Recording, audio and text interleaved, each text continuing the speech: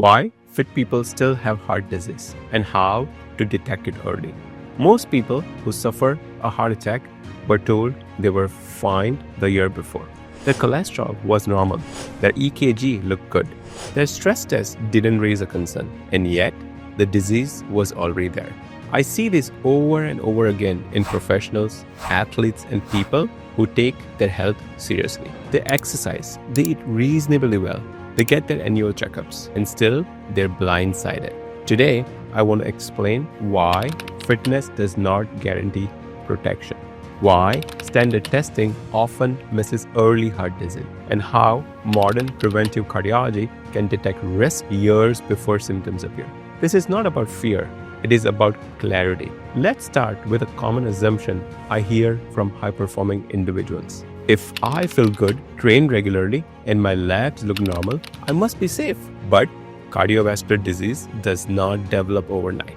It is a slow, silent process that can progress for decades. The challenge is that traditional screening focuses on late-stage indicators, total cholesterol, LDL cholesterol, blood pressure, resting EKG. These are important, but they're incomplete. You can have normal LDL and still have plaque forming inside your coronary arteries. And the dangerous plaque, the kind that causes heart attacks, is often a soft plaque that does not show up on routine testing. So why does this happen? Why do standard tests miss early disease? Traditional cardiology was designed to detect disease after it becomes clinically significant. It works very well for chest pain, shortness of breath, and advanced blockages, but it does not build for early detection. For example, a standard lipid panel tells us how much cholesterol is circulating, but it does not tell us how many particles are carrying it, whether inflammation is present, whether plaque has already formed. This is where markers like ApoB, lipoprotein A, high-sensitive CRP become important. They help identify risks that may not appear on routine labs. But even these are indirect because risk lies in the arteries, not in the bloodstream.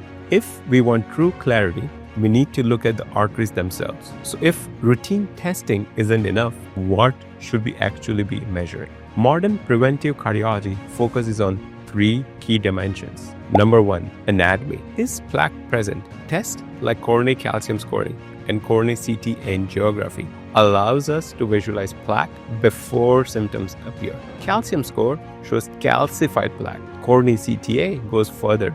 It identifies soft plaque. This is critical because many individuals under 55 can have soft plaque even with a calcium score of 0. Number 2, function. How well does your system perform under stress? This is where VO2 max comes in. VO2 max measures your cardiorespiratory fitness. It is one of the strongest predictors of longevity. Every increase of 1 metabolic equivalent is associated with 10 to 15% reduction in mortality risk. But VO2 max is almost never measured in routine care. Yet, it tells us how efficiently your body uses oxygen, how resilient your system is, how well you handle stress. Number 3, metabolic and inflammatory drivers. Heart disease is not just a cholesterol problem. It is influenced by insulin resistance, inflammation, body composition, genetics. You can be very fit and still have elevated risk if these factors are not optimized. In fact, some endurance athletes develop hypertension despite excellent fitness because training intensity, recovery, and metabolic health all matter. Fitness and optimization are not always the same thing. Let me share a pattern I see frequently in my practice. I have worked with individuals who train consistently, eat well, maintain strong fitness levels, and still have cardiovascular risk. When we look deeper, we often find hidden drivers. Training intensity that is too high too often, body composition that is not optimal, metabolic inefficiencies. When we correct this precisely, training becomes more efficient, recovery improves, blood pressure improves, performance improves. In some cases, under physician supervision, patients are even able to reduce their medication burden, not through extreme measures, through precision. This is the difference between managing numbers and optimizing system.